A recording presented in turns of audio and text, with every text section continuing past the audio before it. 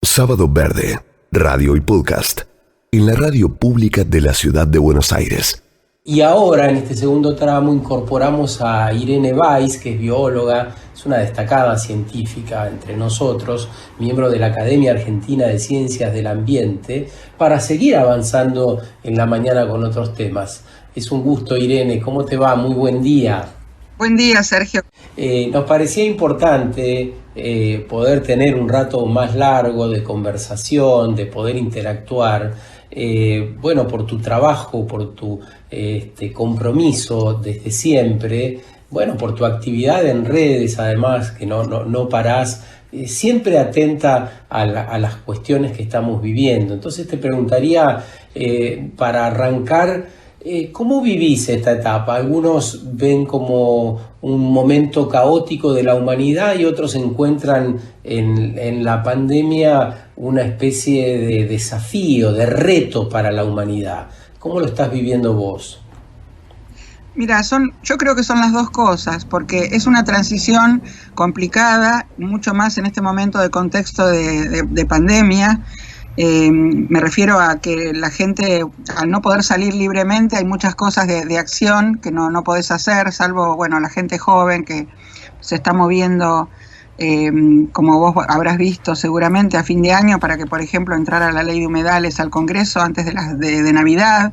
Así es. Que ya se veía dificultoso eso, pero bueno, se movilizaron, hicieron una acción impresionante y se logró. Vamos a ver qué pasa este año con las comisiones que faltan. A mí me preocupan algunos temas de agenda, digamos, internacional, que yo comentaba justamente con tu productora estos días, el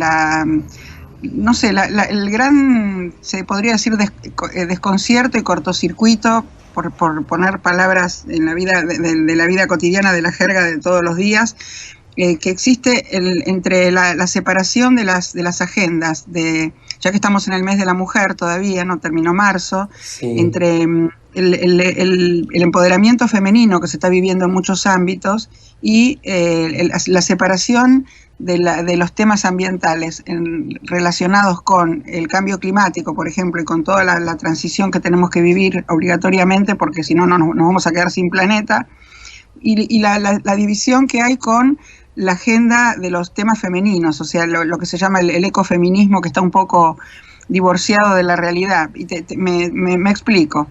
Sí, sí. Vos por un lado tenés que las mujeres son las más afectadas ante los problemas que ocasiona el cambio climático, porque vos fíjate que cuando hay que hablar de refugiados, generalmente son familias que, hay muchas familias rurales muy afectadas con niños. Son las madres las que trabajan en el campo y a la vez tienen que resolver los problemas domésticos con los chicos, porque a veces si tienen el padre cerca, que no siempre es el caso, trabaja quizás muchos kilómetros y a lo mejor pasan días que no se ven. Algunas son familias uniparentales, son mujeres que crían a sus hijos solos, y la verdad que la transición energética no es justa, no es inclusiva. Hay las mujeres son más proclives a sufrir los cambios ambientales. Fíjate que ellas tienen foros locales, digamos, que le dan empoderamiento, pero a la hora de tomar decisiones, las decisiones son tomadas por hombres en organismos internacionales muy lejos de donde ellas viven, muy ajenos a la realidad que viven. Entonces se va acentuando la desigualdad. Y sobre todo te estoy hablando de, por ejemplo, la África subsahariana, el sudeste asiático, la gente que está cerca de las costas, que va a sufrir la inundación, y ya está sufriendo los ciclones, los tornados, los huracanes, ¿no? Mucho más, con eventos extremos mucho más frecuentes. Y algunos lugares de Latinoamérica también, para no irnos tan lejos, ¿no? Acá no somos la excepción. Sí, pero entonces, es interesante tu mirada. Hay un lema que te termino con esto, que me refiero que para que se entienda, ¿no? Hay un lema que dice que las mujeres líderes son voces para el cambio y para la inclusión. Entonces llaman a redoblar los esfuerzos, porque dicen que son muy insuficientes para tomar decisiones. Entonces, en el momento de la toma de decisiones, todos esos derechos que se conquistaron se erosionan, o sea, la mujer obtiene muchos derechos para decidir y tomar decisiones y pedir lo que necesitan, y a la hora de tomar las decisiones eso no es tenido en cuenta.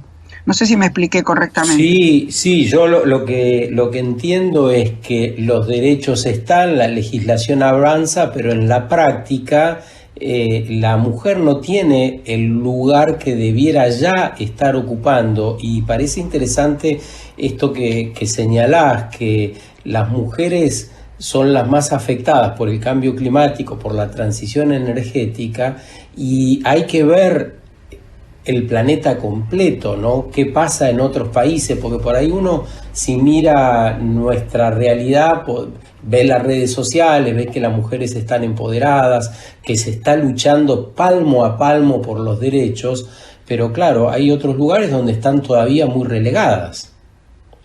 Exacto.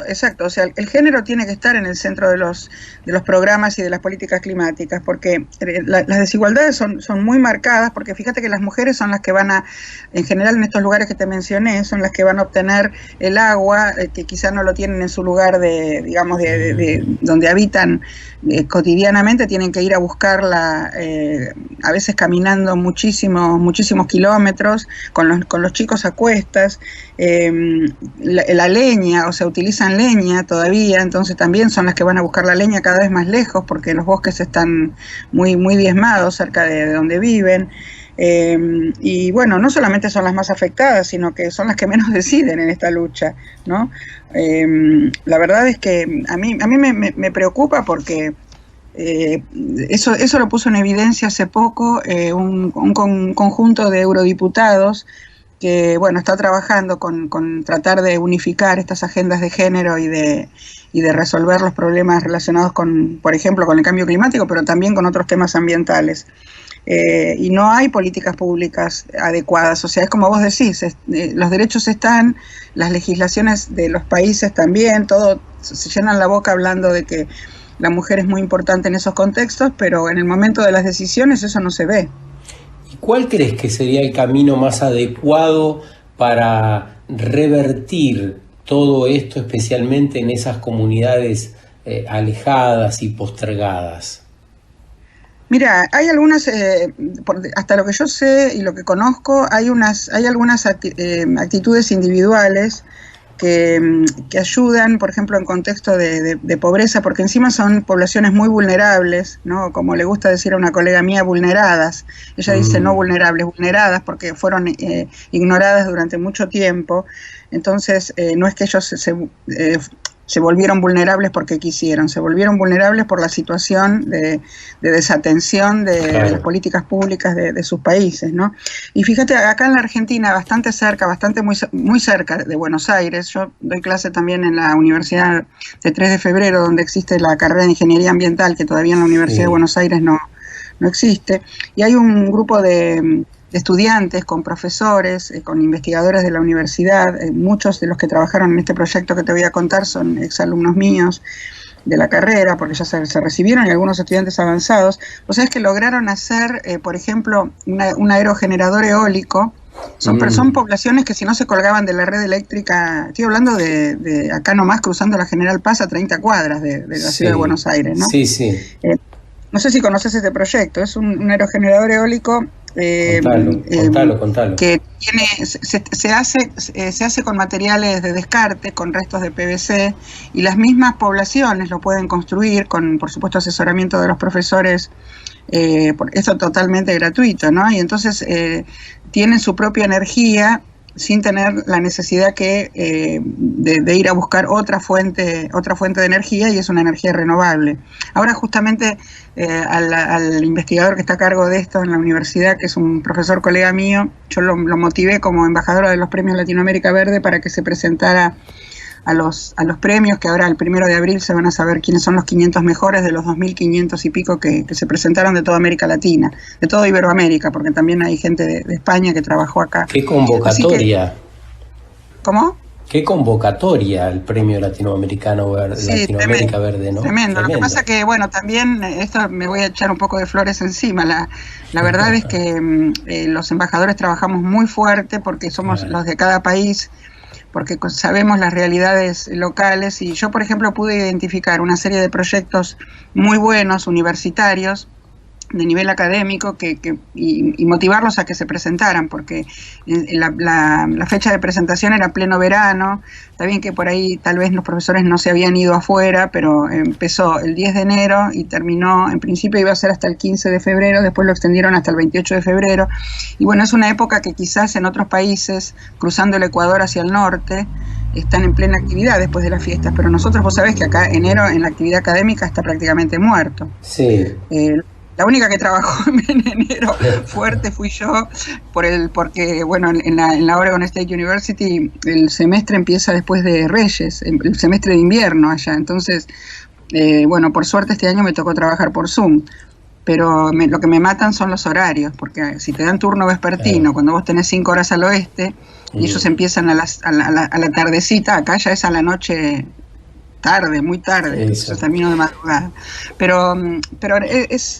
Pero la verdad es que, volviendo al tema del que estábamos hablando, vos fíjate que en el sector eléctrico, por ejemplo, que ya que hablábamos del tema de la energía, solamente el 8% de los puestos de poder son mujeres, que son las que realmente saben la realidad de estas mujeres, o que quieren o que pueden entender la realidad de estas mujeres.